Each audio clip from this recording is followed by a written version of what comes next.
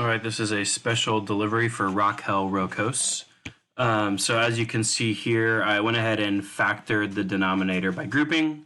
So these are the factors that the denominator forms.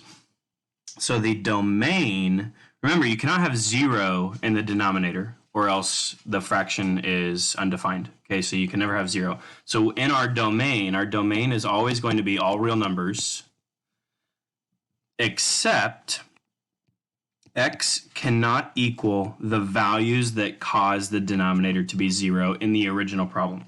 So if I set each of these equal to 0, that means -3 would cause this factor to be 0. And if this factor is the one on the left is 0, then 0 times whatever ends up, the whole denominator cancels out and gets 0. So we have to check each factor.